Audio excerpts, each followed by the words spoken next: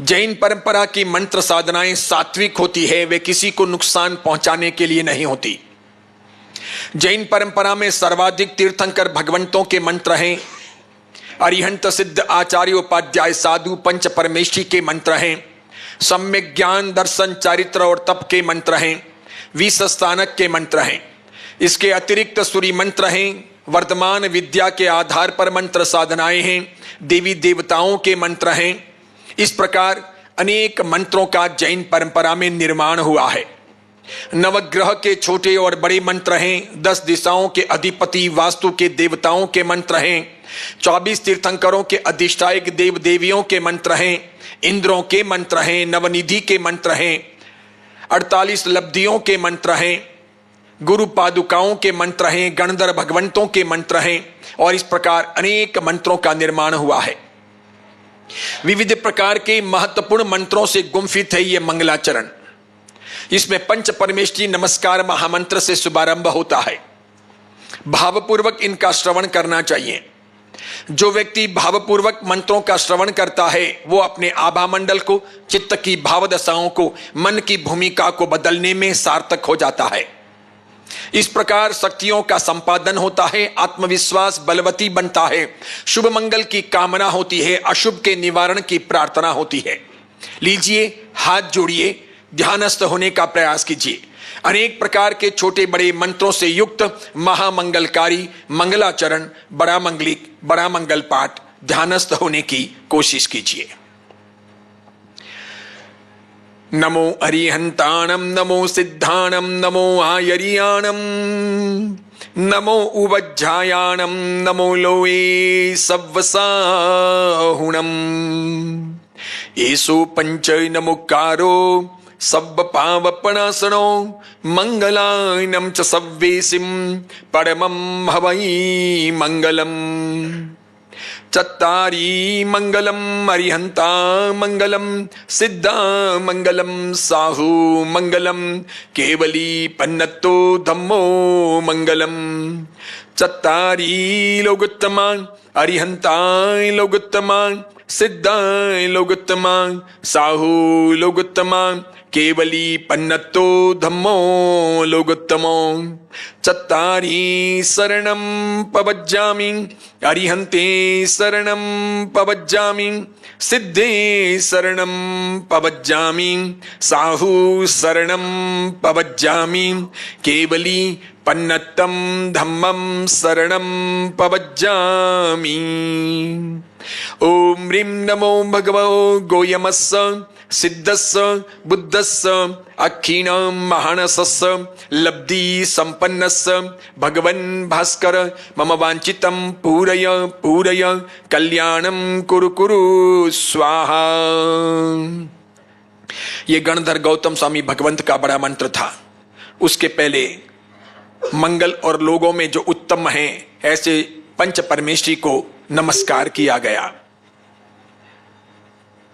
तपोनिधिं महाशांतं योगिनं ज्ञानिनं तथा विद्वांसं च महोदार्यं नौमि श्री बुद्धिसागरं, नौमि श्री कैलाससागरं, नौमि श्री सुबोधसागरं, नौमि श्री पद्मसागरं। श्रमण भगवान महावीर स्वामी की उज्जवल परंपरा की सभी छोटी बड़ी गच्छ संप्रदायों और समुदायों के समस्त पंच महाव्रतधारी पूजनीय साधु साध्वी जी भगवंतों को, संत सतियों को भावभीनी वंदना। अब माणी भद्रवीर का मंत्र। ओम सिया उषाय नमः, श्री माणी भद्र दिशतु मम सदा सर्व कार्ये सिद्धिम। श्री घंटाकर्ण महावीर का मंत्र।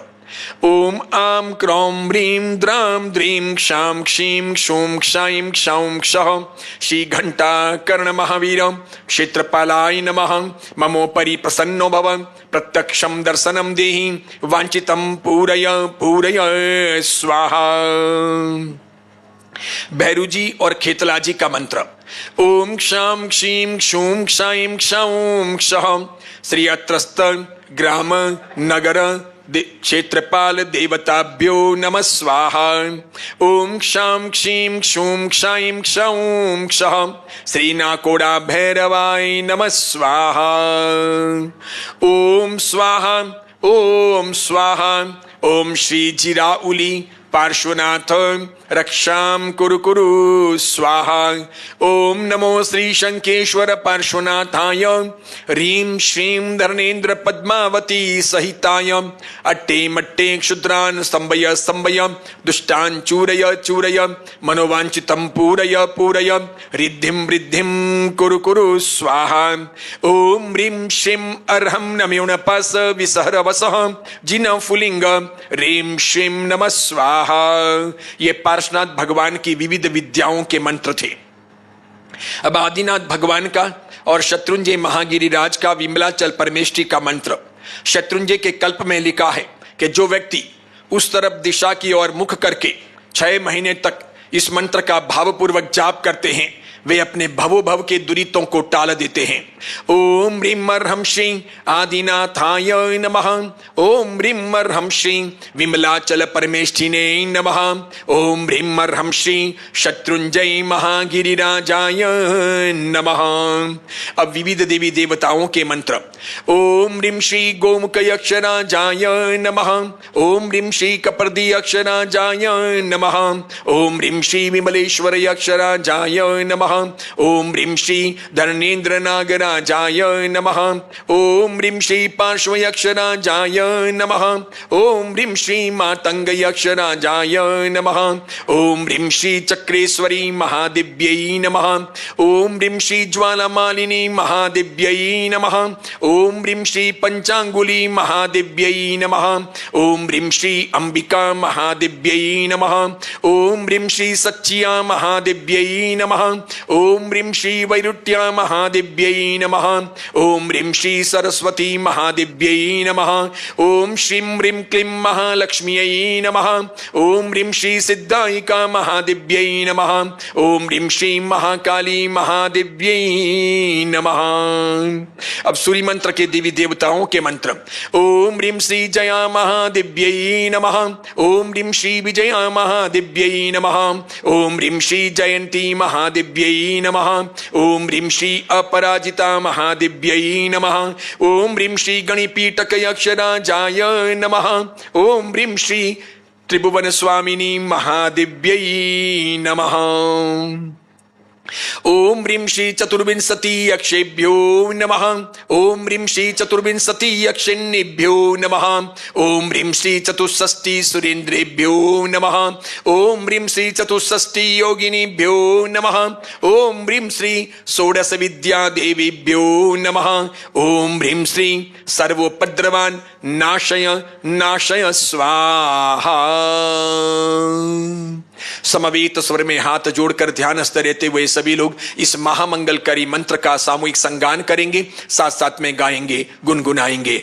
ओम नमो जीनानाम शरणानाम मंगलानाम लोकोत्तमानाम राम ह्रीं रूम राईं राम रह असिया उषा त्रैलोक्य ललाम भूताय क्षुद्रोपद्रव शमनाय अर्हते नमः स्वाहा।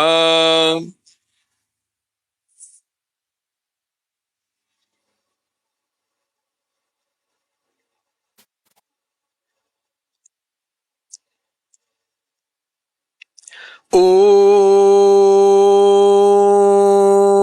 शांति शांति शांति।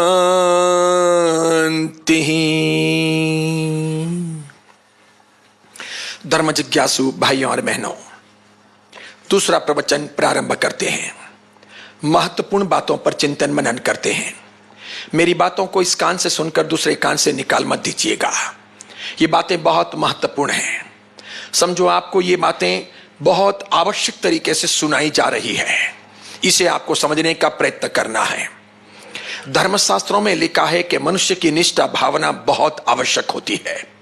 उसकी अपनी श्रद्धा, उसकी अपनी निष्ठा, किसी भी वस्तु, व्यक्ति या परिस्थिति के प्रति उसका अपना डिवोशन। जितना वो समर्पित रहता है उतना ही वो उसका संरक्षण कर सकता है। निष्ठा के मामले में वर्तमान जैन समाज बहुत कमजोर है। धर्मनिष्ठा और समाज निष्ठा के मामले में यहूदी और मुसलमान बहुत मजबूत है। उनका कोई सानी नहीं है, उनकी बराबरी कोई कर नहीं सकता। सिख भी कम नहीं है।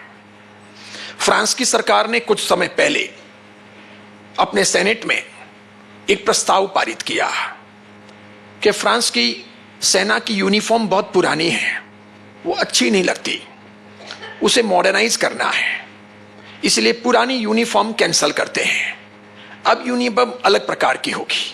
ऐसा उन्होंने निर्धारित किया। फ्रांस के जितने भी सैनिक होंगे, लेडीज हो या जेंट्स हो, उनको नई यूनिफॉर्म धारण करनी पड़ेगी। उस यूनिफॉर्म में हेलमेट था, कैप थी, लेकिन पगड़ी नहीं थी। बहुत बड़ी मात्रा में सिख सरदार फ्रांस में रहते हैं। वे फ्रांस की सेना में हैं, वे भारतीय हैं, वे वर्षों से वहां बस गए हैं या वहां जन्मे हैं या यहां से वहां गए हैं। उनकी बहुत बड़ी बिरादरी है। फ्रांस में उनके कई गुरुद्वारे हैं, उनका बहुत बड़ा समाज है, शांतिपूर्वक उद्यम करता है, काम करता है, आगे बढ़ रहा है। तो बहुत सारे सरदार सेना में भी हैं। तुरंत गुरुद्वारे में मीटिंग हुई, पत्र तैयार किया गया और फ्रांस के विशिष्ट सेना के अधिकारी को सुपुर्द किया गया कि हम सरदार हैं, हम फ्रांस की सेना की सभी नीति नियमावली को पालते हैं, फ्रांस की रक्षा करना हमारा कर्तव्य है, क्योंकि हम यहां का नमक खाते हैं, रोटी खाते हैं। हमने यानी किसी भी सरदार ने फ्रांस की सेना में कभी कोई विश्वासघात, चीटिंग, भ्रष्टाचार नहीं किया है। हम पूरी तरह से समर्पित रहे हैं और कोई 2-3 फ्रांसीसी मिलकर के जैसा शक्ति का परचम फहराते हैं उतना हमारे एक एक सरदार ने कर दिखाया है, उसमें कोई कमी नहीं है। लेकिन हम हमारे धर्म के नियमों के साथ कोई समझौता नहीं करेंगे। आपने नई यूनिफॉर्म में यह निर्धारित किया है कि पगड़ी नहीं पहनेंगे, कैप या हेलमेट पहनना पड़ेगा, हम नहीं पहनेंगे। इसीलिए हम सभी सरदार फ्रांस की सेना से रिजाइन करने को तैयार हैं, लेकिन हम नहीं पहनेंगे। हम वो नहीं पहनेंगे, हम कटार नहीं निकालेंगे। आपने कहा है कड़ा धारण नहीं करना है, हम तो कड़ा पहनेंगे। ये हमारे गुरु परंपरा का प्रतीक है, इसे हम नहीं छोड़ सकते। सरदार का ये चिन्ह है, 5 प्यारे जो है उसमें से एक है, तो हम सब उसे धारण करेंगे ही। आखिर फ्रांस सरकार को सेनेट में प्रस्ताव में बदलाव का प्रस्ताव रखना पड़ा। नया अध्यादेश जारी किया गया कि ये जितने भी नियम सेना के लिए बनाए गए हैं ये बाकी सबके लिए लागू होंगे, सरदारों के लिए लागू नहीं होंगे। जैनों का तो कोई ठोर ठिकाना ही नहीं है। गंगा जी गए तो गंगादास, जमुना जी गए तो जमुना दास।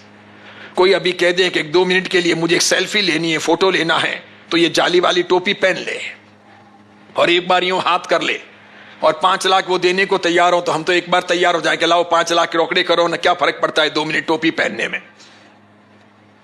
समझ रहे हो? हम बिक जाते हैं, हम बदल जाते हैं, हम कमजोर बन जाते हैं, हम समझौते कर लेते हैं। वो नहीं करते, वो बड़े पक्के रहते हैं।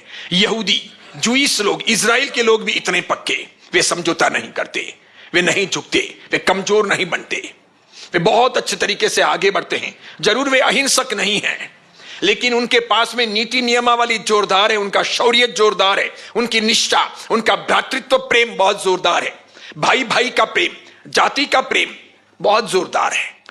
वे अपनी भाषा को भी कभी नहीं छोड़ते। हम तो यहां आकर के ठीक से कन्नड़ सीखते भी नहीं और मारवाड़ी हिंदी का चलन रखते भी नहीं। सबको अंग्रेजी का शौक लगा है और नई मम्मियों को तो बहुत लगा है। और बच्चों को पेट के अंदर से ही अंग्रेजी सिखानी है। वो कहेंगे मॉम, डैड, यानी कौन सा मोमबत्ती वाला मॉम, फिर कौन सा डैड यानी जो मर गया है वो, कि जिंदा है वो। पिताजी नहीं सिखाएंगे, माँ जी नहीं सिखाएंगे, माँ नहीं सिखाएंगे, जन्मदाता जन्मदात्री नहीं सिखाएंगे, ताऊ जी, दादा, चाचा नहीं सिखाएंगे, अंकल और आंटी सिखाएंगे। हमको ये अच्छा लगता है। हम ठीक से कन्नड़ भी नहीं समझते जरूर ये हमारी कर्मभूमि है, इसलिए यहां की भाषा हमें सीखनी चाहिए, उस भाषा का सुंदर प्रचलन करना चाहिए, उस भाषा के आधार पर आगे बढ़ना चाहिए। ये भी एक बहुत पुरानी भाषा है, कन्नड़ भाषा, ये संस्कृत से बनी है, इसका भी अपना बहुत पुराना इतिहास है। और दूसरी भाषा अपनी जो मातृभाषा है उसको भी सीखना चाहिए और उसके आधार पर आगे बढ़ना चाहिए। आपने देखा जापान अंग्रेजी को नहीं अपनाता, वो अपनी भाषा को ही लेकर के चलता है और तो भी वो विकसित हुआ। जर्मनी अंग्रेजी को नहीं अपनाता, वो जर्मन भाषा को लेकर के आगे बढ़ा है और खूब इकोनॉमी में और टेक्नोलॉजी में आगे बढ़ा है, पीछे नहीं है।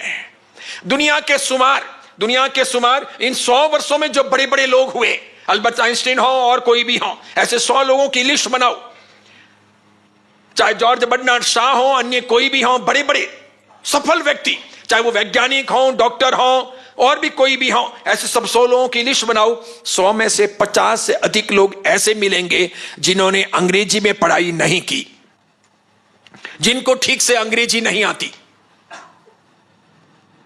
अभी पुतिन भारत आए थे, पुतिन को ठीक से अंग्रेजी नहीं आती। कितना पक्का आदमी, दुनिया की ताकतवर महाशक्ति है, कम नहीं है, सब जगह जाना पड़ता है और सब लोगों से मिलना पड़ता है। तो अपने खुद के देश की एप्लीकेशन के आधार पर हिंदी में इंग्लिश में बोली गई बात रशियन भाषा में ट्रांसलेट होती है, उसका एयरफोन लगाकर उसका भाषांतरण के लिए वो मशीन लगाकर फिर वो बैठते हैं। उसके अतिरिक्त अगर आपने वीडियो देखा हो, जब मोदी जी बोल रहे थे तो सामने रशिया के बड़े बड़े उद्योगपति बैठे थे जिनको पुतिन साथ में लेके आए थे, बहुत बड़े बड़े, और सेना के बड़े बड़े अधिकारी बैठे थे, सरकार के अधिकारी बैठे थे। लगभग उनमें से किसी को भी अंग्रेजी ठीक से नहीं आ रही थी, सबने मशीनें लगाई हुई थी, सब रशियन भाषा में यूं कर रहे थे। समझ रहे हो आप? और अपने को अपनी भाषा का गौरव ही नहीं है, अपने को भाषा का गौरव नहीं, धर्म का गौरव नहीं, समाज का गौरव नहीं, परंपराओं का गौरव नहीं, अपने धर्म गुरुओं का गौरव नहीं, अपने भगवान अरिहंत प्रभु, तीन लोक के नाथ, सर्व कल्याण के कारक, परम मंगल, सब प्रकार के दोषों से रहित, सभी प्रकार के सद्गुणों से भरे हुए ऐसी उत्तम तम आत्मा का भी गौरव नहीं। उसके अतिरिक्त हमारे अपने संस्कारों का, अपनी संस्कृति का, अपने रीति रिवाजों का गौरव नहीं। सब छोड़ते जा रहे हैं, वे लोग नहीं छोड़ते। जर्मनी नहीं छोड़ता, जापान नहीं छोड़ता, इजराइल भी नहीं छोड़ता। ये हिब्रू जाति के लोग हैं, 3000 साल पहले आदिवासी इलाके छोड़ करके ये मानवीय सभ्यता के अंतर्गत आए, ऐसा ये लोग कहते हैं। यानी इजराइलियों का इतिहास 3000 साल पुराना, मध्य एशिया का यानी मध्य दुनिया का ये पुराना, सबसे पुराना धर्म है उधर का।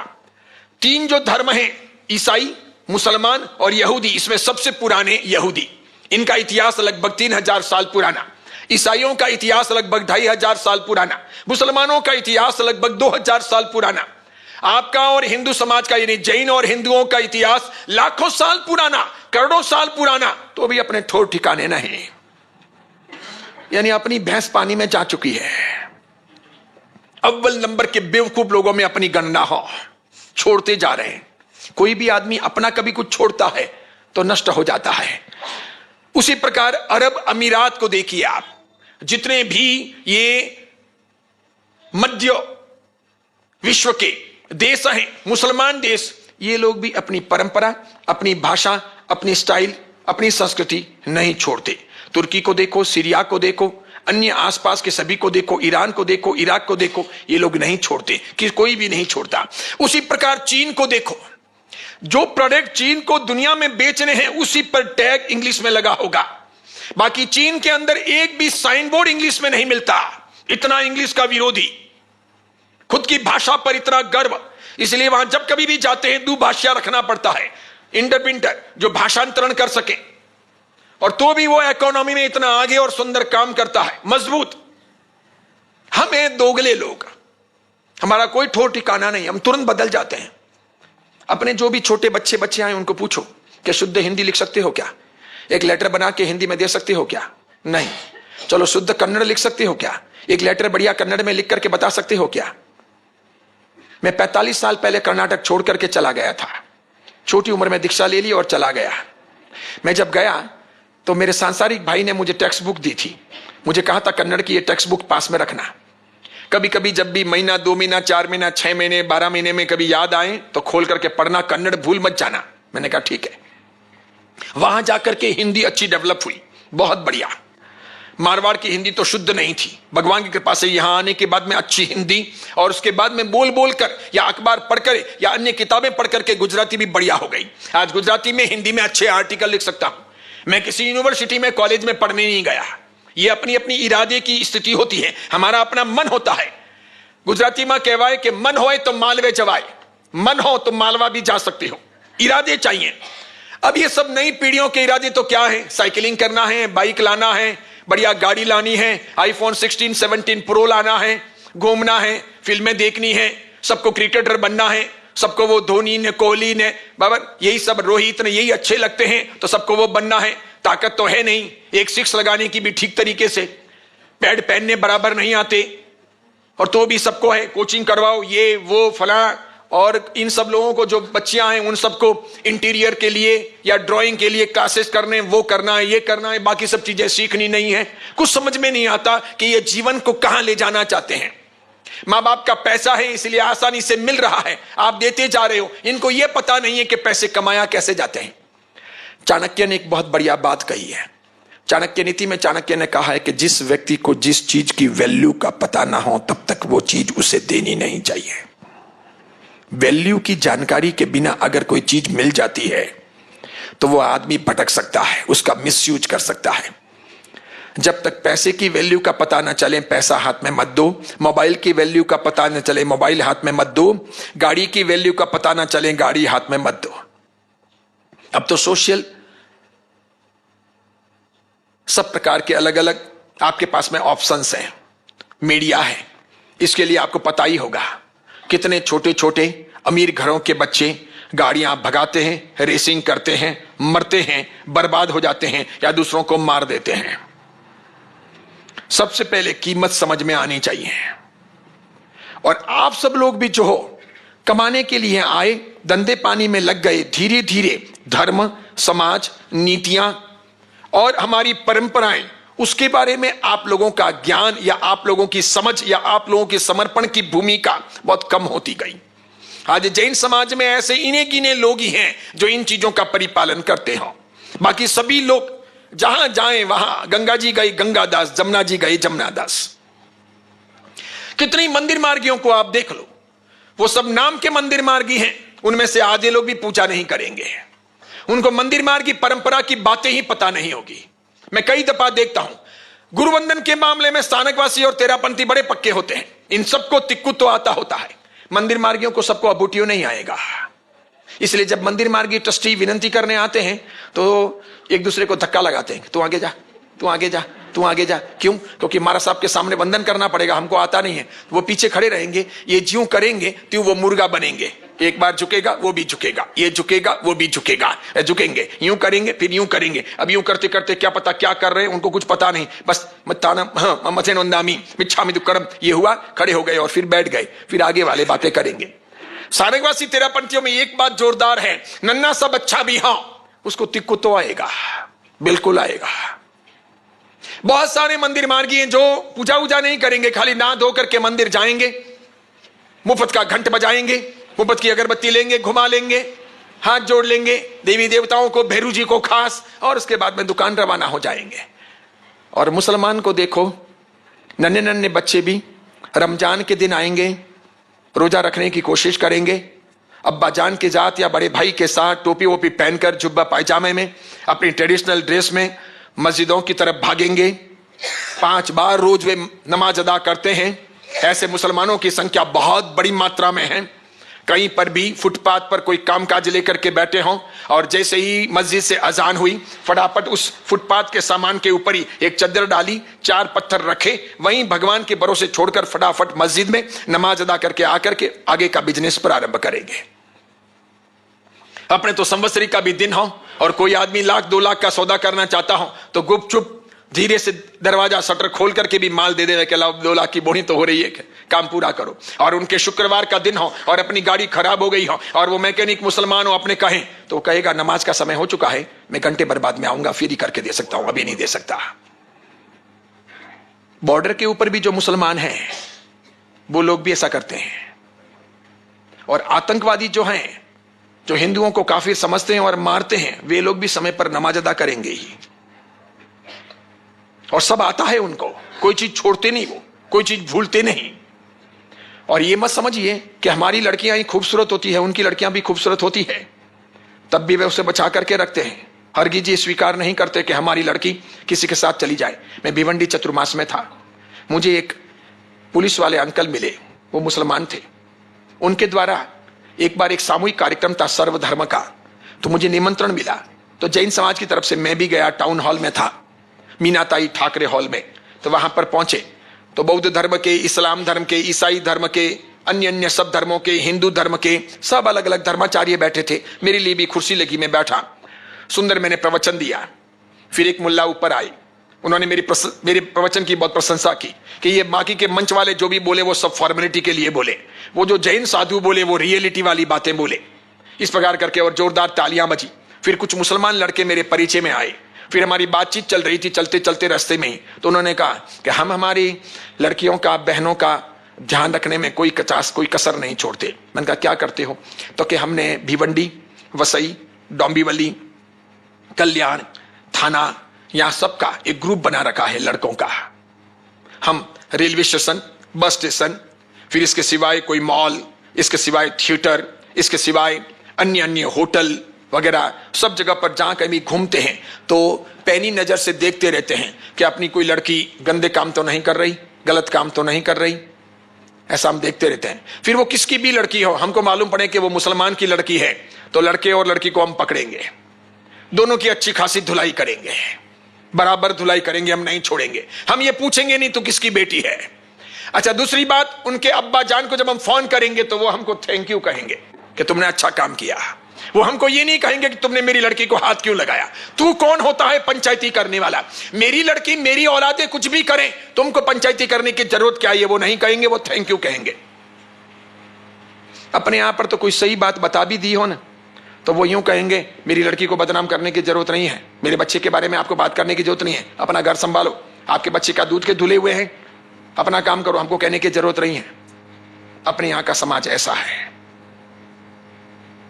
अपने समाज के लोगों को अपने लोग गंदे भी हों, गलत भी हों तो भी अच्छे लगते हैं, दूसरों के बुरे लगते हैं। सही बात भी कह दो तो स्वीकार नहीं होता। इसीलिए समाज धीरे धीरे धीरे धीरे कमजोर होता चला जा रहा। उसकी निष्ठा भावना जवाब दे गई है, और जब तक निष्ठा नहीं हो तब तक समाज की रक्षा भी नहीं होती, समाज की उन्नति नहीं होती, और निष्ठा नहीं होती तो धर्म की रक्षा भी नहीं होती, धर्म की उन्नति भी नहीं होती। बाकी इतना बड़ा समाज, इतना समृद्ध समाज, और आज वो धीरे धीरे धीरे धीरे सने सने नीचे जा रहा है, जबकि उसने बहुत कुछ किया, लेकिन आज वो भूलता जा रहा। पुराने जमाने की निष्ठा जोरदार थी। आप में से अधिकांश लोगों को पता नहीं होगा कि पहले स्वतंत्रता सेनानी जिनको फांसी के फंदे पर लगाया गया वो जैन थे, वो पंजाब के रहने वाले थे। दूसरे स्वतंत्रता सेनानी उनको फांसी पे लगाया गया, वो ग्वालियर में लगाया गया, वो भी जैन थे, बीकानेर के थे। बाकी सबका नंबर तो बाद में लगा। भगत सिंह सरदार हो, चंद्रशेखर आजाद हो, राजगुरु हो या अन्य कोई भी हो, चाहे वीर सावरकर को काले पानी की सजा हो, चाहे सुभाष चंद्र बोस हो या अन्य कोई भी हो, उन सबके तो क्रम की बाद में बात है। 1857 में, 1857 में पहली बार स्वतंत्रता आंदोलन की शुरुआत हुई। अंग्रेजों वापस जाओ, 1857 में पहली बार हुई। ये 1947 तक चला है, कंटिन्यू 90 साल तक ये आंदोलन चला। 90 साल में कितने ही हजारों घटनाएं घटी, लाखों लोग मारे गए, कई लोगों के घर उजड़ गए, कईयों को फांसी दी, कईयों को सताया, कुछ ही छूट पाए, बर्बाद हो गए कई लोग, लेकिन वो पीछे मुड़ करके नहीं देखे। इन सब में 1857 के अंदर पंजाब के अंदर पहली फांसी हुई, और वो जैन थे। हुक्मीचंद जी, लाला हुक्मीचंद उनका नाम था। लाला हुक्मीचंद पंजाबी थे, जैन थे, कट्टर थे, मजबूत थे, अंग्रेजों को वापस भेजना चाहते थे। इसीलिए उन्होंने कई गुप्तचर बातें पकड़ ली थी, सेना से वे संबंधित थे और उन्होंने दूसरों को बता दी थी, इसलिए उनको फांसी की सजा दी गई। दूसरे नाम था अमरचंद जी बांठिया। ये बीकानेर के थे, ग्वालियर में रहते थे। ये अंग्रेजों के कोठार का, फाइनेंस का काम संभालते थे, अनाज का और पैसों का काम संभालते थे। वर्षों तक इन्होंने संभाला था। इनकी एक गलती हुई थी, इन्होंने जानबूझ के वो गलती की थी। वो उनका राष्ट्र प्रेम था, धर्म प्रेम था, नैतिकता थी, वो उनकी ईमानदारी थी, भारतीय होने का वो सबूत था कि उन्हें वो करना था। इस जगह पर मैं होता तो मैं भी यही करता। आप करते कि नहीं करते पता नहीं, मैं यही करता। झांसी की रानी के पास में बहुत सेना थी, लेकिन झांसी की रानी का खजाना खाली हो चुका था। अंग्रेजों के सामने झांसी की रानी योद्धा की तरह लड़ाई कर रही थी। लड़ाई के लिए सैनिक चाहिए और सैनिकों के जिंदा रहने के लिए पेट भरने को अनाज चाहिए, सैनिकों को देने को वेतन चाहिए, पैसे चाहिए। झांसी की रानी का खजाना जब खाली हो गया तो अमरचंद जी बांठिया को पता चला कि रानी जी के पास अब पैसा नहीं है और रानी जी के पास अब अपने सैनिकों को खिलाने को अनाज नहीं है। अंग्रेजों का बहुत बड़ा सेना का हिसाब किताब अमरचंद जी बांठिया संभालते थे, यूनिफॉर्म का, उनके वेतन का और उन सबके खाने पीने का, राशन पानी का सब काम अमरचंद जी बांठिया ग्वालियर में संभालते थे। ग्वालियर उस जमाने में मध्य भारत का, अंग्रेजों का, इन सब चीजों का बहुत बड़ा केंद्र था, जहां हजारों की संख्या में यूनिफॉर्म बनती थी, लाखों क्विंटल वहां पर अनाज, दाल, अन्य सब चीजें आती थी और वहां करोड़ों रुपए आते थे, उसी से वेतन जाता था। अमरचंद जी बांठिया ने वहां से भ्रष्टाचार करना शुरू किया, जिसे मैं शिष्टाचार कहूंगा, जिसे मैं नैतिकता कहूंगा, राष्ट्र प्रेम कहूंगा। उन्होंने गुपचुप झांसी की रानी को अनाज भेजना शुरू किया। यहां लिख दिया कि 5 क्विंटल अनाज वहां भेजा है, जबकि 4 क्विंटल भेजा होगा, 1 क्विंटल झांसी की रानी को भेज दिया। 10 क्विंटल दाल यहां भेजी है, जबकि वहां 9 क्विंटल भेजी होगी, 1 क्विंटल झांसी की रानी को भेज दी। उसी प्रकार वेतन का लिखा, इन सब लोगों को इतना इतना पगार दिया और अंदर से थोड़े पैसे निकाल करके वो झांसी की रानी को भेज दिए। ये काम उन्होंने 12 साल तक किया, 12 इयर्स तक किया। झांसी की रानी को जिंदा रखने, उनकी सेना को जिंदा रखने, उनको योद्धा बनाए रखने, उनको गिरने ना देने, उनके परिवारों को दुखी ना होने देने के लिए एक अकेले अमरचंद जी बांठिया ने, जो बीकानेर के रईस और यहां ग्वालियर के अंदर अंग्रेजों के खास आदमी, उन्होंने यह काम किया। जब कभी कुछ करते हैं ना तो कभी न कभी पकड़ में भी आ ही जाते हैं। एक दिन अंग्रेज अफसर की नजर में वे आ गए, उन्हें गिरफ्तार किया गया। बहुत बड़े ग्वालियर के मैदान में उनके हाथों में, पैरों में और गले में हथकड़ी डाल करके उनको लाया गया। चारों तरफ मैदान में 10,000 से अधिक लोग, पुरुष महिलाएं इकट्ठे हुए कि आज अमरचंद जी बांठिया को उड़ाया जाएगा, मारा जाएगा, खत्म किया जाएगा। देखने के लिए सब लोग रो रहे थे। अमरचंद जी बांठिया की बहनें थी, मां थी, एक बेटा था, बेटे की शादी हो चुकी थी तो उसकी अपनी बहू थी, और अमरचंद जी बांठिया के दादी भी थी। जैसे ही अमरचंद जी बांठिया को बांध करके लाया गया, अंग्रेज अफसर ने कहा, मिस्टर बांठिया, माफी मांग लो दुनिया के सामने कि मैंने गलती की है, अब से मैं कभी नहीं करूंगा। अगर तुम माफी नहीं मांगते हो तो उधर सामने देखो, तुम्हारे 23 साल के बच्चे को भी, बेटे को भी गिरफ्तार करके हम ले आए हैं और बिल्कुल उसके सामने हमने तोप लगा दी है। पहले तुम्हारे सामने उसको तोप से उड़ाएंगे और फिर तुमको फांसी की सजा देंगे। इसीलिए अगर तुमको बचना हो तो तुम माफी मांग लो। तुम अगर माफी मांग लेते हो तो तुम्हें भी छोड़ देंगे और तुम्हारे बेटे को भी छोड़ देंगे।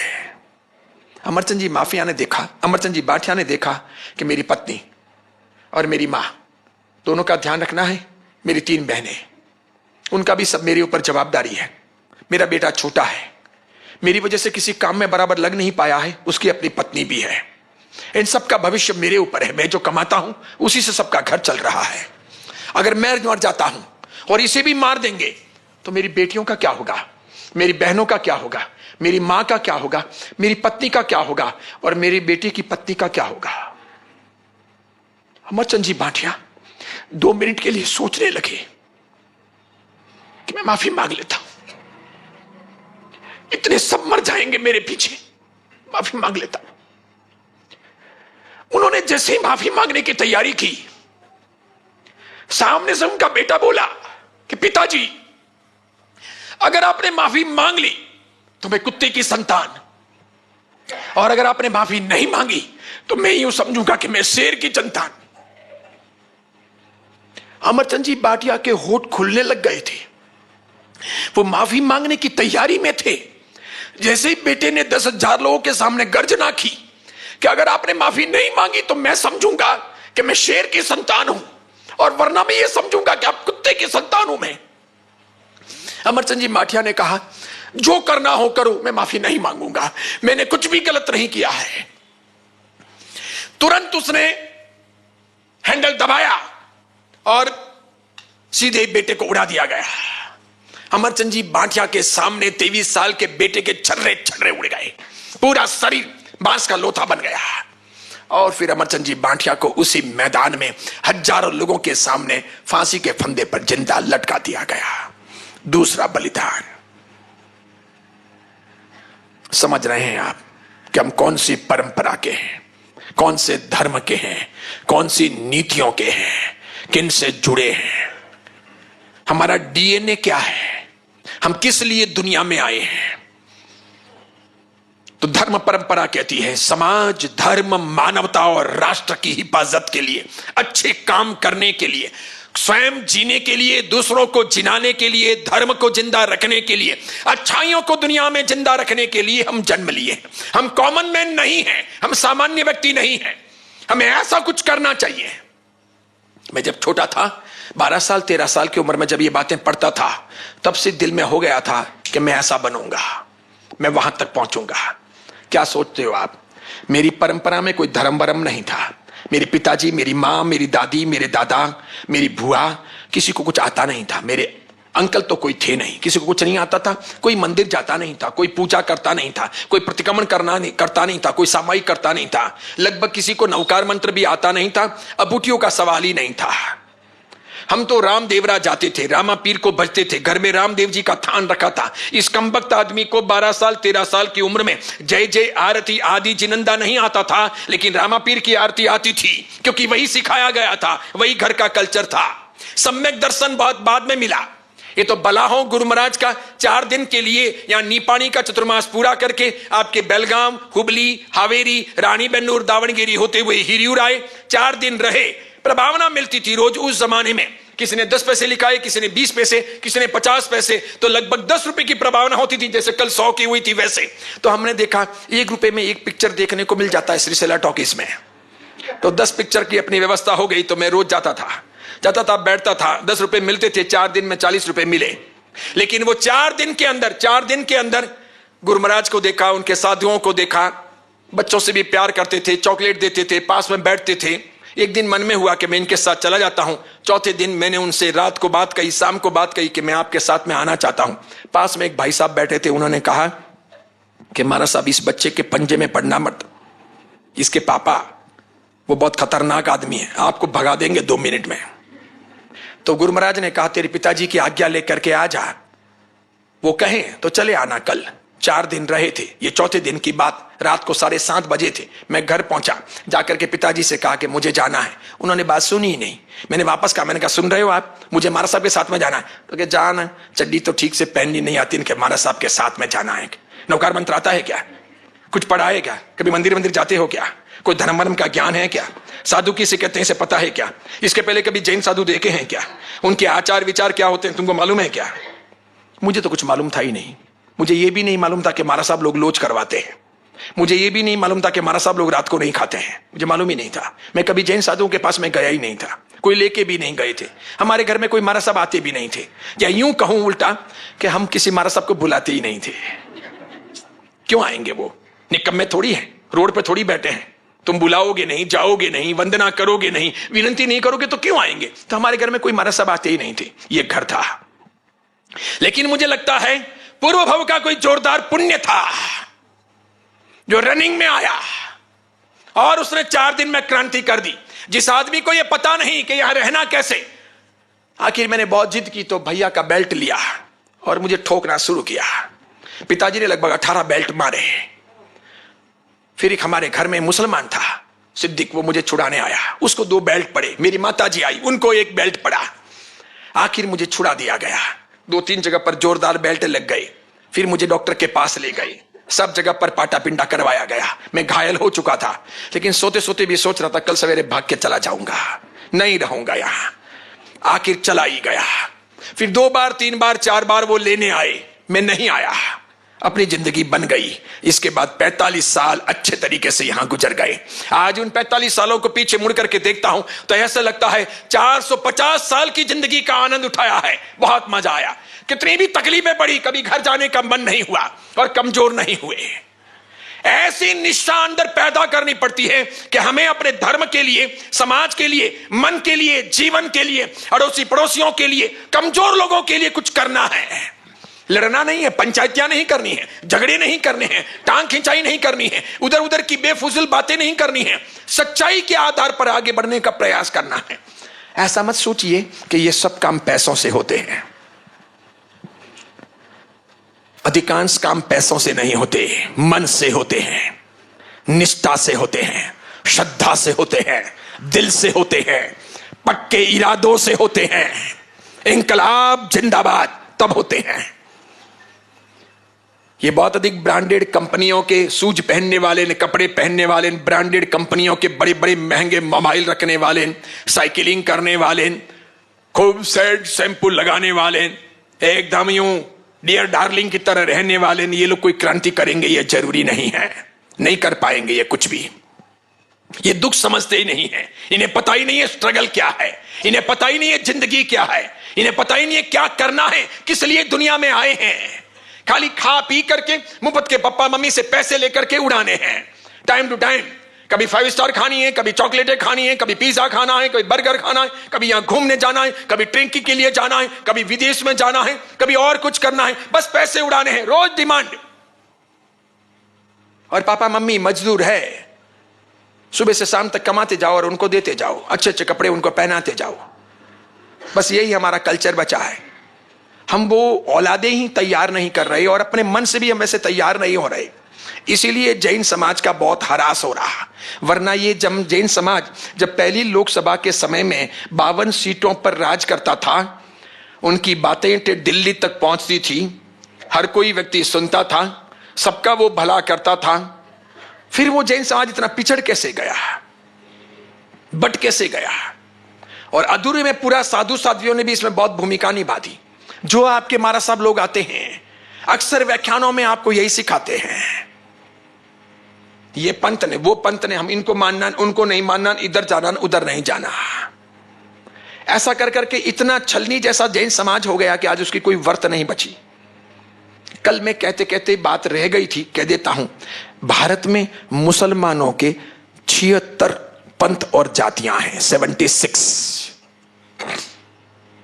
नाम गिना सकते हो? पहचानते हो? पहचान हो सकती है? पता चलता है, अपने तुरंत मालूम पड़ेगा। ये 3 थुई, ये 4 थुई, ये तो ओसवाल है, ये पोरवाल है, ये दशा है, ये बीसा है, ये मंदिर मार्गी है, ये स्थानकवासी है, ये तेरापंथी है, ये नानालाल जी के हैं, ये चंपालाल जी के हैं, ये श्रमण संघ के हैं, ये उनके हैं, ये बुद्धिसागर सूर्य जी के हैं, ये भुवन भानुसूर्य जी के हैं। अपने सब पता चलता है। रोज हम टैग लगाते रहते हैं, उसी के आधार पर जीते हैं। और उनके 76 सेक्ट हैं, 76 अलग अलग विभाजन हैं। लेकिन फिर भी जब कभी इस्लाम का नाम आएगा तो सब दाढ़ी टोपी वाले एक जैसे नजर आएंगे, कोई अंतर दिखाई नहीं देगा। सब एक दूसरे को भाई मानेंगे, सहयोग दे देंगे। हिंदू भी बहुत बटे, जैन भी बहुत बटे, खूब बटे। हिंदू बढ़ता जा रहा, बढ़ता जा रहा, इसलिए कटता जा रहा, समाप्त होता जा रहा, खत्म होता जा रहा। जैन तो और भी अधिक। फायदा क्या हुआ? कुछ फायदा नहीं हुआ, कुछ भी नहीं हुआ। ओसवाल के मंदिर अलग, पोरवाल के अलग, 3 थुई के अलग, 4 थुई के अलग, खरतरगज के अलग, तपागज के अलग। नानालाल जी वालों के स्थानक अलग, हस्तीमल जी वालों के स्थानक अलग, उनके ट्रस्ट अलग, उनकी व्यवस्थाएं अलग, श्रमण संघ के अलग। वापस नानालाल जी महाराज साहब में भी 2 विभाजन हो गए। फिर चंपालाल जी महाराज में भी दो विभाजन हो गए, प्रकाश मुनि जी के अलग, उत्तम मुनि जी के अलग, इस प्रकार सब। वहां विजय मुनि जी अलग और रामलाल जी महाराज अलग, इस प्रकार अलग। खत्रगत में भी दो हो गए, मणिप्रभ सागर जी अलग, पीयूष सागर जी अलग। कभी शांति से बैठ करके सोचते हैं कि हम इस दुनिया में क्यों आए हैं, ये काम करने आए हैं, इससे कुछ फायदा होगा क्या? आज मैं इस मूवमेंट पे पहुंच करके महसूस करता हूं कि डिवीजन में कोई फायदे नहीं है, सिंडिकेट में फायदा है, डिवीजन में कोई फायदा नहीं है। रसिया जैसे रसिया को भारत की जरूरत पड़ी और भारत को रसिया की जरूरत पड़ रही, भारत को इजराइल की जरूरत पड़ रही, इजराइल को कहीं भारत की जरूरत पड़ रही। देखिए आप डिप्लोमेसी देखिए, आज आसपास में भारत, नेपाल हो, बांग्लादेश हो, अफगानिस्तान हो, पाकिस्तान हो, सब दुश्मनों से घिरा है और पास में वापस चीन है। तो सब प्रकार से देख करके कितना सुंदर तरीके से अपने उस व्यवस्थापन का आधार जुटाया जाता है। वैसा हम क्यों नहीं करते? क्योंकि हमारी सोच में ही वो नहीं है। और पैसों की बचत करनी है और अच्छे काम में लगाना है, उसकी भी सोच नहीं है। बहुत बड़ी मात्रा में अपना पैसा बर्बाद होता है, बहुत बड़ी मात्रा में। अब तो धनवानों को आपके हावेरी में भले नहीं है, क्योंकि हावेरी एक छोटा टाउन है, बाकी मैं बेंगलोर में, अहमदाबाद में, हैदराबाद में, सूरत में, मुंबई में, चेन्नई में अक्सर देखता हूं, जो ही पैसे आते हैं सबको सपने आते हैं, पत्नियों को खास आते हैं कि चलो एब्रोड जाते हैं, एक टूर करके आते हैं। हर 2 साल में, 3 साल में एक बार रवाना। अभी परसों मेरे जरूरी काम था, मैंने फोन करवाया थोड़े दिन पहले गदग से, तो बोले गुरुजी थोड़ी देर के बाद में मैं वापस फोन करवाता हूं। क्या? मैंने कहा कहां पर हो? तो दुबई आया हूं। मैंने कहा दुबई? तो क्या क्रिकेट मैच देखने आया हूं। अरे मैंने कहा गजब आदमी है यार, छोटे छोटे 2 बच्चे बच्चियां हैं, वो है और पत्नी है, तो दुकान मंगलिक करके वो दुबई चला गया है, कैसे शौक है। जबकि उससे भी अच्छा यहां मोबाइल में या टीवी में अच्छे तरीके से क्रिकेट मैच देख सकते हो और कारोबार भी कर सकते हो। क्या शौक लगे हैं। और थोड़ी थोड़ी देर में घूमने के लिए 2 साल 3 साल के अंदर कभी न्यूजीलैंड, ऑस्ट्रेलिया, कभी और कहीं, कभी और कहीं, यूं पैसे उड़ाने। शादियों में भी ऐसा, अब रहते हैं यहां, शादी करने जाएंगे वहां, और वो जो वहां रहते हैं वो लोग शादी करने आएंगे इधर। अभी एक चीखली से परिवार यहां आया शादी करने के लिए हुबली के पास। क्यों? मैंने कहा क्यों? वलसाड़ में वगैरह सब जगह पर अच्छे हैं, तो क्या नहीं यहां करना था के। और यहां से परिवार में मुझे शादी कहां है? तो क्या वलसाड़ के पास में है। तो गदग से वलसाड़, क्या क्या फितूर हैं। फिर कितनी प्रकार के, सब अलग अलग प्रकार के स्वांग करने, कोई कहने वाला नहीं, कोई कहने वाला नहीं, कोई रोकने टोकने वाला नहीं। पहले सामाजिक व्यवस्थाएं थी, पंच कहते थे इतना कर सकोगे, इतना नहीं कर सकोगे। मैसूर के स्थानकवासी समाज ने नक्की किया 16 आइटम से अधिक आइटम नहीं बनेंगी, बिल्कुल नहीं बनेगी। और जब जान आएगी तब स्वागत के तौर पर या तो रसमलाई दो, कोई भी एक मिठाई, या कोई भी एक ड्रिंक दो, बस कोई भी एक शरबत, उससे अधिक नहीं। 2 भी नहीं दे सकते, एक मिठाई और वो भी 2 साथ में नहीं, कोई भी एक चीज दे सकते हो। और बड़े बड़े पैसे वाले बैठे हैं, दरला जी ने मुझे बताया, अरबपति लोग हैं। प्रवचन चल रहा था मैसूर में, उनका बेटा खड़ा हुआ, 20-21 साल का था। मुझे बोले प्रतिज्ञा दीजिए कि जैन विधि से सादगी पूर्वक मुझे शादी करनी है। मैंने कहा बैठ जा, तो तेरे पप्पा मम्मी कौन है, यूं कैसे प्रतिज्ञा दे। तो पप्पा मम्मी अंकल आंटी सब खड़े हुए, कहा गुरुजी दीजिए। बिल्कुल, इसकी इच्छा है तो कोई दिक्कत नहीं है, जैन विधि से और सादगी पूर्वक शादी होगी। और अपने को तो अब कॉकटेल पार्टियां करनी है, बैचलर पार्टियां करनी है, स्विमिंग पूल का अलग से आयोजन करना है। कैसे नंगे भूंगे हो गए हैं हम, गंदे लोग, क्या क्या दिखा रहे हैं, कैसे कैसी कर्तव्य कर रहे हैं, क्या क्या हरकतें कर रहे हैं, क्या क्या सीख रहे हैं। और इसमें मध्यम वर्ग पिसता जा रहा है, वो भी देखता है कि इन्होंने किया, आपने वो करना पड़ेगा। और आपके बेटे बेटियां हैं, उनको पूछ के अब नक्की करना पड़ता है कि शादी कहां करनी है। वो कहते हैं कि यहां नहीं, वहां करनी है, वहां करनी है, वो लेना है, ये लेना है, इधर जाएं, इस रिसोर्ट में जाएं, उस रिसोर्ट में जाएं। और ये सब दुखी होने के रास्ते हैं। और मध्यम वर्ग जब 1-2 शादियां करता है, 1 करे कि 2 करे, तो जितना भी उसने 30 साल में कमाया है खाली वापस नया 1 to 1 स्टार्ट करो, इतना उड़ा देना पड़ता है।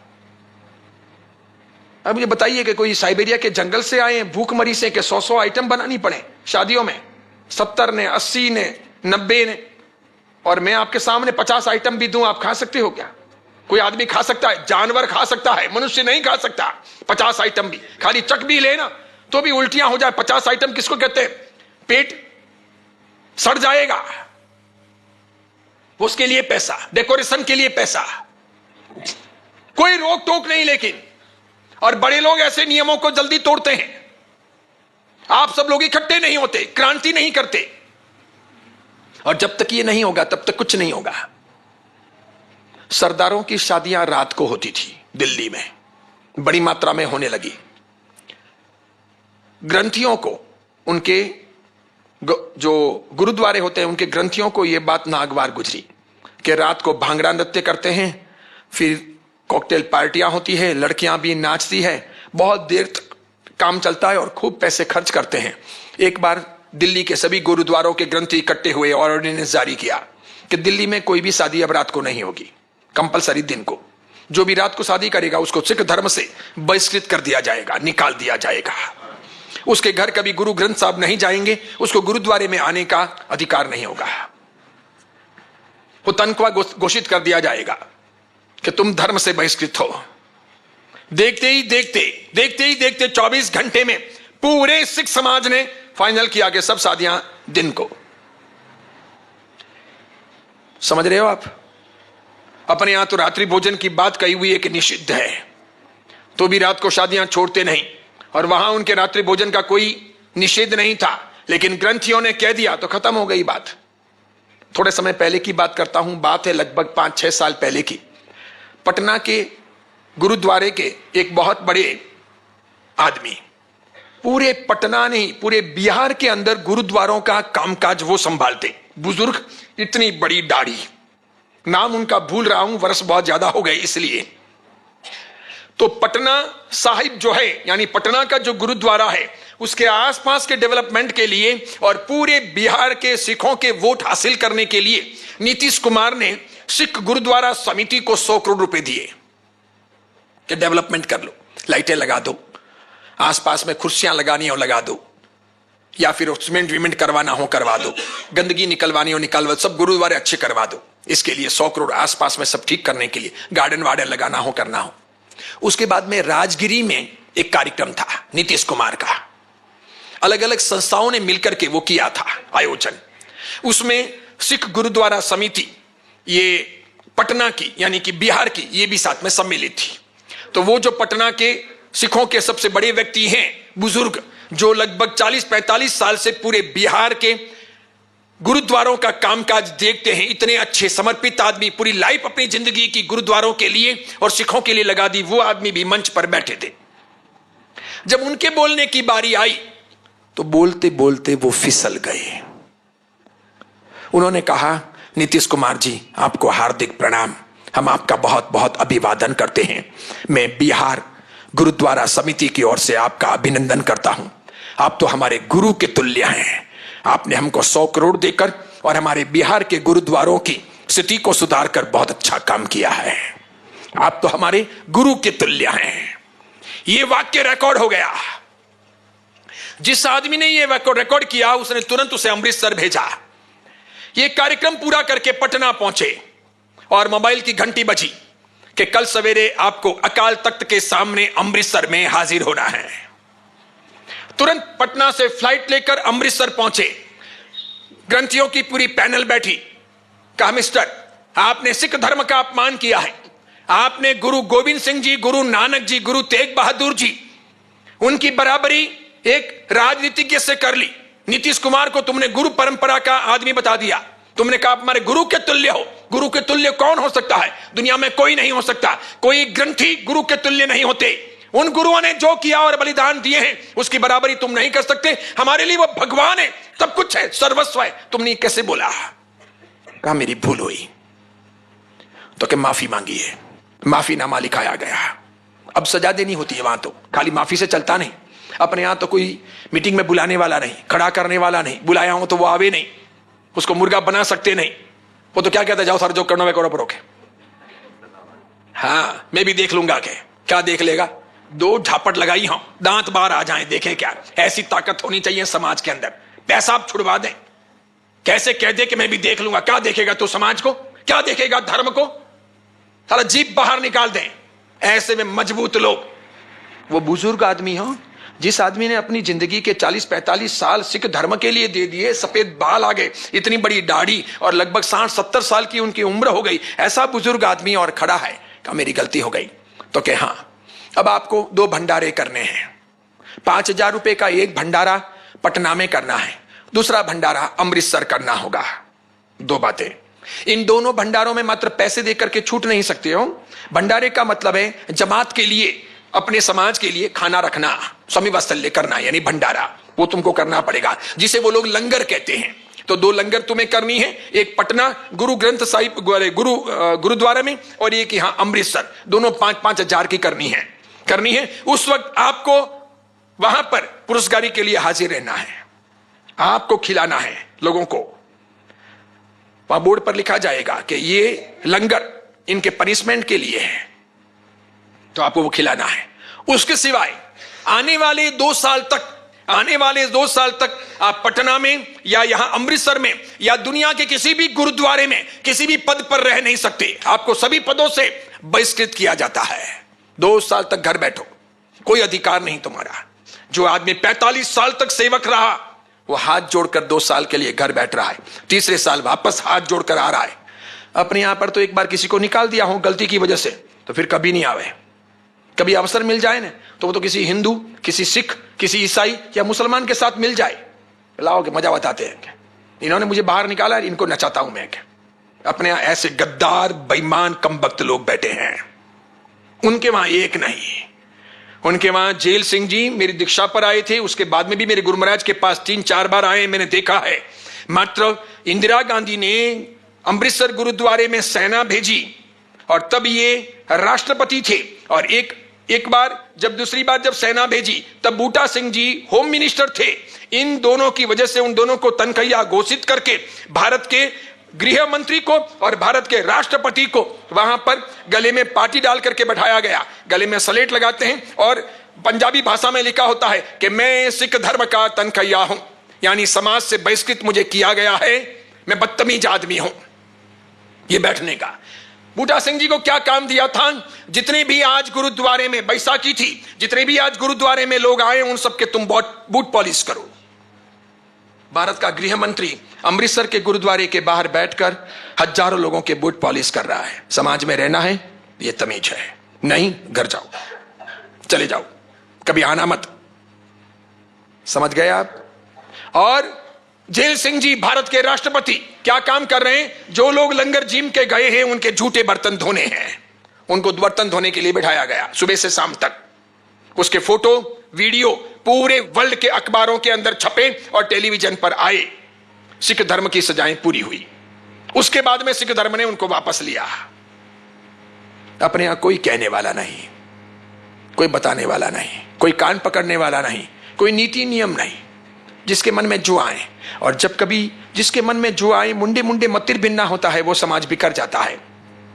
आप लिख के रखना अपने अपने मोबाइल के नोट्स में कि आने वाले जमाने में छोटा हो या बड़ा हो, वही समाज प्रगति करेगा जो समाज संगठित रहेगा। आने वाले जमाने में वही समाज प्रगति करेगा जो समाज संगठित रहेगा। हमारा अपना पैसा, हमारी बुद्धि वहां काम नहीं आएगी, संगठन काम आएगा, एकता काम आएगी, मजबूती काम आएगी। हिल मिल करके काम करेंगे और सबको सहयोग देंगे, ये काम आएगा। अगर ये नहीं करते हैं तो कुछ नहीं होगा। इसीलिए सबसे पहले चाहिए निष्ठा, उसके बाद में चाहिए एकता, कि हम सब हिल मिल के रहें। हम बहुत बढ़ गए। आज आप बताओ, पूरे कर्नाटक में ऐसा कौन सा संघ है जहां अलग अलग डिवीजन ना हो? मैं 1 लाख से अधिक किलोमीटर की यात्रा कर चुका हूं। 25-30 हजार से अधिक संघों में, उपाश्रयों में, स्थानकों में, तेरापंथ भवनों में, दिगंबर मंदिरों में, अन्य अन्य स्थानों में जा चुका हूं। सबको मैंने नोट्स किए हैं। मैं देखता हूं कि सब जगह पर विभाजन है और अपनी मर्जी से कुछ भी कर लेना। कोई नीति, नियम, सिद्धांत, क्या मर्यादाएं, क्या हमारे उसूल, बिल्कुल नहीं। और अपना मारवाड़ी समाज महाराज साहब को तो समझता ही नहीं है, सिर्फ मेरे से डरता है और पीछे भले बोलता है, बाकी कुछ नहीं कर सकता है। बाकी दूसरे महाराज साहब को तो आप लोग घोल करके पी जाओ, गणाई आवन गणाई जाएंगे। समझ रहे हो आप? इसलिए महाराज साहब कभी कुछ कहें तो उनकी बात माननी है और फॉलो करनी है, और महाराज साहब की बात वो भगवान की बात है, बस वही ऑर्डिनेंस। ऐसा नहीं होता। मुसलमानों में ऐसा होता है, सिखों में ऐसा होता है, यहूदियों में ऐसा होता है, ईसाइयों में भी ऐसा होता है कि जो बिशप ने कह दिया, जो पोप ने कह दिया, फाइनल, उसे आप चेंज नहीं कर सकते। अनचेंजेस। अभी जो दूसरे सब संगठन बने हैं नए नए, चाहे वो आरएसएस हो या दूसरे हो, उनके वहां पर भी ऐसा होता है। उनकी पैनल ने जो नक्की कर लिया, पूरे वर्ल्ड को उसे मान लेना है, कोई मीक मेक नहीं, कुछ भी चेंज नहीं होगा। वो मिलिट्री रूल जैसा है। अपने यहां पर विभाजन हो गए और मन भी बट गए और मानने को कोई तैयार नहीं है, इसलिए सबकी तकलीफें हो रही। कितनी लड़कियां भाग करके जा रही, कितने लड़के गलत मार्गों पर आगे बढ़ रहे, कितना जुआ, कितनी बर्बादी, यौवन कितना नष्ट हो रहा, क्या क्या कर रहे, कैसे कैसे दोस्तों की सोबत लग रही, क्या उनका भविष्य होगा। बहुत बहुत चिंता का विषय है। वापस अपनी संख्या भी घट रही, अपनी पैदाइश कम हो गई, अपने लोग वापस प्योर है नहीं सब जने। जैसे अभी सरकारी आंकड़ों के अनुसार लगभग 42.5 लाख जैन हैं भारत में। समझो वो आंकड़ा झूठा भी हो, 50 लाख, 60 लाख, 70 लाख, 80 लाख भी जैन हो, तो 80 लाख में से 40 लाख ऐसे जैन निकलेंगे जो डुप्लीकेट जैन, खाली प्रभावना के जैन, स्वामी वात्सल्य के जैन, बड़ी बड़ी बातें ठोकने वाले जैन, काम करने वाले जैन नहीं, उपदेश देने वाले, निंदा करने वाले जैन। स्वामी वात्सल्य में जीवने भी आएंगे और एक पूरी ठंडी आ गई तो कहेंगे बाकी सब ठीक है यार, ध्यान व्यान बराबर नहीं रखते हैं के, देखो पूरी ठंडी आई के। तो तूने आधा घंटा निकाला क्या? तू रसोड़े पे खड़ा रहा था क्या? तू आया था क्या? तूने रात को काम किया क्या? उनकी जवाबदारी तेरी जवाबदारी नहीं क्या? वो जैन है, तू जैन नहीं है क्या? आज वो पद पे है, कल तुम पद पे रहोगे, तुम्हारा कर्तव्य नहीं बनता क्या? स्वामी वात्सल्य में हम सब मिलकर के आगे बढ़े, ऐसा नहीं होता क्या? क्या मात्र गलतियां ही देखनी है, दूसरों की टांग ही खींचनी है, दूसरों को परेशानी करना है और सब ऐसा ही करते रहेंगे, आप इनकी खींचो, आप इनकी खींचो, आप इनकी खींचो, तो पदों पर आएगा कौन? अच्छे तरीके से संचालन होगा कैसे? सपोर्ट नहीं करेंगे तो क्या होगा? अपने मारवाड़ियों में तो ये रिवाज हो गया है, इधर के सब तमिलनाडु, आंध्र प्रदेश, कर्नाटक के समझो अभी ये टीम काम कर रही है, तो भूतकाल वाली टीम के साथ में इसका संबंध नहीं होगा। भूतकाल वाली जो टीम होगी वो इस टीम का विरोध करेगी, ये टीम भूतकाल वाली टीम को नहीं पूछेगी। बाद में ये भूतकाल वाली बनेगी तो वर्तमान वाली इनका ध्यान नहीं रखेगी। बस यही होता है, बिगड़ने दो के उनका कुछ बिगड़े तो उनको नीचा दिखाया जा सके, बस ये है। यानी आत्मा की चिंता नहीं, अरिहंत प्रभु की चिंता नहीं, महावीर भगवान का सिद्धांत हमारे लक्ष्य में नहीं है। मेरे जिन शासन के जाहो जलाली बढ़े, ये नहीं है। वो गिरे, वो बदनाम हो, उसका नाम खराब हो, यही अपने लक्ष्य में है। बस ये हमारा एम है। ये एम नहीं कि यस अपना काम होना चाहिए। आरएसएस की जो यूनिटी है, या मुसलमानों की जो यूनिटी है, या सिखों की जो यूनिटी है, या यहूदियों की जो यूनिटी है, वो ऐसी है कि काम होना चाहिए, टारगेट तक पहुंचना है। इस कदर वो लोग लगते हैं, वो ये नहीं देखते किसी व्यक्ति का बदला लेना है। और अगर व्यक्तियों के बदले लेने और एक दूसरे से नाराज होने की पद्धति रहती है तो समाज प्रगति नहीं करता। और इन बहनों के तो कुछ काम ही नहीं है। अब इन सबके पास में भी मोबाइल आ गए हैं, रोटियां बनानी है, खाना है, पीना है, अच्छे कपड़े पहनने हैं, बार बार ब्यूटी पार्लर में जाना है, मोबाइल से चैटिंग करना है, और कुछ भी नहीं हो तो हेलो कान नो हाग बनाया हुआ है। बस रियल में कहता हूं क्या है। और सामायिक मंडल बना देने हैं, शास्त्र मंडल बना देने हैं, कभी कभी गा लेना है, सामायिक एकादशी कर लेनी है, थोड़ी प्रभावनाएं दे देनी है, काम पूरा हो गया। इनका एम क्या है? पूछो आप, क्या आप क्या करेंगे धर्म के लिए, समाज के लिए? नहीं। और ये मम्मियां बच्चियों को यही सिखाती है। मैं बिल्कुल देखता हूं, बहुत कम को चिंता है। दो बच्चों की मां बन गई, उनको भी अब जींस पहनने हैं, टी शर्ट पहनने हैं, सेल्फियां लेनी है, फॉरेन जाना है, विदेश घूमने जाते हैं। यहां उपध्यान किया हुआ और विदेश घूमने गए, यहां नवाणों की है और विदेश घूमने गए, यहां पर छरी पाली संघ किया है, हर साल होली करते हैं, विदेश घूमने गए। वापस विदेश जब जाते हैं अरब अमीरात के देशों में तो पुरानी मस्जिदें वगैरह भी देखने जाते हैं। अब कुछ मस्जिदों में यह नियम है कि वहां पर पुरुष को ड्रेस बदलनी है, महिला को भी ड्रेस बदलनी है, तो बुर्का पहनते हैं, बुर्का पहन के जाते हैं, फिर सेल्फी लेते हैं पति के साथ में वगैरह। जैसे जैन धर्म की ड्रेस या पूजा की ड्रेस या सामायिक की ड्रेस कुछ कमजोर थी, इसलिए बुर्का पहनना पड़ा, ठीक है। और फिर वो फेसबुक पर या फिर इंस्टा पर ला करके अपलोड करते हैं। और जो दुकान के नौकर हैं वो उसे लाइक करते हैं कि बहुत अच्छा, मस्त लग रहा है।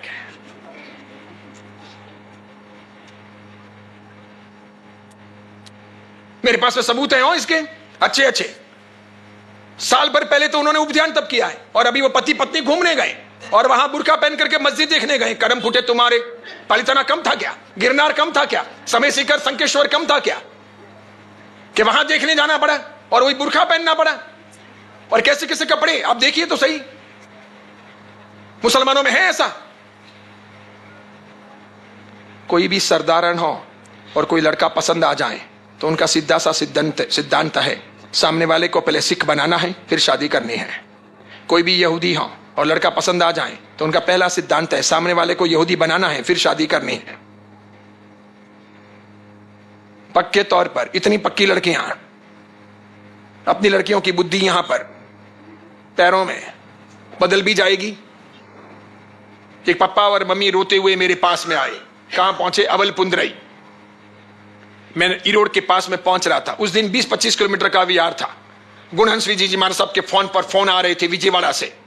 आखिर इसने उठाया, मुझे कहा, मैंने कहा बोलो महाराज साहब क्या है? तो कि एक फैमिली मिलने आ रही है, अर्जेंट समय दो। मैंने कहा महाराज साहब मैं तो विहार में हूं, 11 बज गए हैं, थक गया हूं, आज कैसे मिलेंगे महाराज साहब? तो कि चेन्नई से आ रहे हैं, बहुत अर्जेंट है, आप कैसे भी करके आधा घंटा उनको दो। आखिर पसीने से लथपथ अवलपुंदरई पहुंचा, उनको कहा बैठो, बोलो। तो दोनों रोने लगे। मैंने कहा पहले रो मत, बताओ क्या है? कागज निकाले, कहा हमारी लड़की भग गई है। फिर धीरे से उसकी मम्मी कहती है तीनों उपध्यान तब किए थे, बहुत भोली थी के। मैंने कहा कोई भोली भोली होती नहीं है, भोली होती है वो यूं भक्ति नहीं है,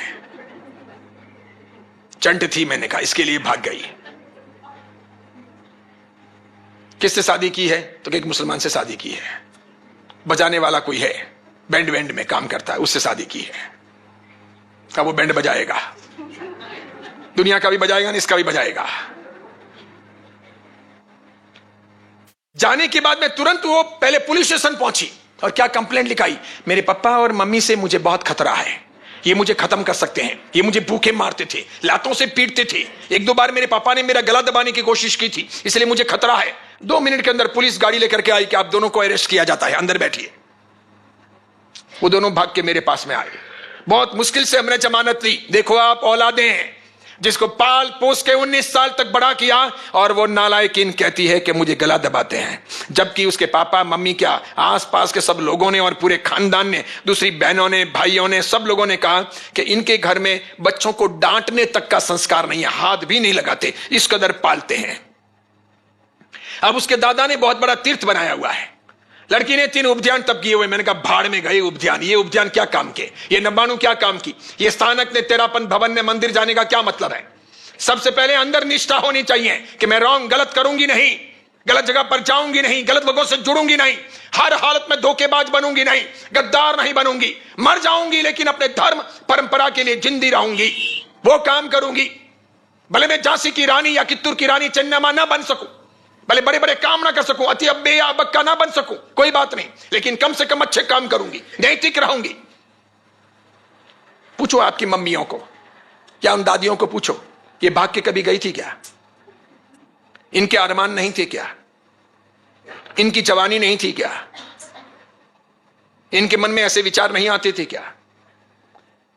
ये वो लोग हैं, कभी घर में झगड़े भी हो जाते थे और गुस्से में अपने पापा कहते थे जाते थे पापा के घर, तब भी जाते नहीं थे। वो जानते थे कि ये गुस्से में बोल रहे हैं, थोड़ी देर के बाद में शांत हो जाएंगे। यूं अगर घर चले जाएंगे तो कहां रहेंगे, कहां जिंदगी बिताएंगे? ये बच्चे पैदा किए, इन्हें बड़े करना है। मेरे पिताजी बहुत गुस्से वाले थे, मेरी मां एकदम शांत थी। मेरे पिताजी कभी भी गुस्से के ऊपर हाथ उठा लेते थे या गाली बोल देते थे या कहते चल जा। मैंने मेरी मम्मी से पूछा था तू कभी गई थी? कहा तो कभी नहीं गई, कभी जाने का नाम भी नहीं लिया, कहा ही नहीं के, बिल्कुल नहीं, कह ही नहीं सकते थे कि उचित ही नहीं है कि जाके क्या करूंगी, क्यों जाऊं, होता रहता ये सब। तो मैंने कहा तूने नाटक वाटक नहीं किया, तुझे भूत प्रेत आए हो, तू धुनी हो, पापा को तूने डराया हो, ऐसा कुछ नहीं किया? अभी तो लोग ऐसे भी करते हैं, और पति को हैरान करना है,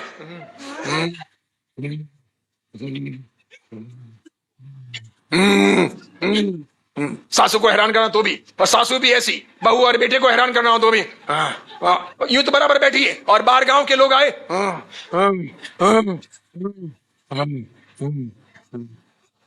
बेचारा वो बेटा और बहू चकरा जाते हैं कि अभी तक तो चुपचाप बैठी थी, मसी से चने खा रही थी, कोई तकलीफ नहीं थी, और बाहर गांव के आए और नाटक शुरू हुआ इसका।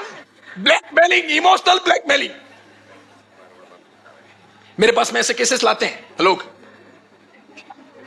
एक आदमी आया,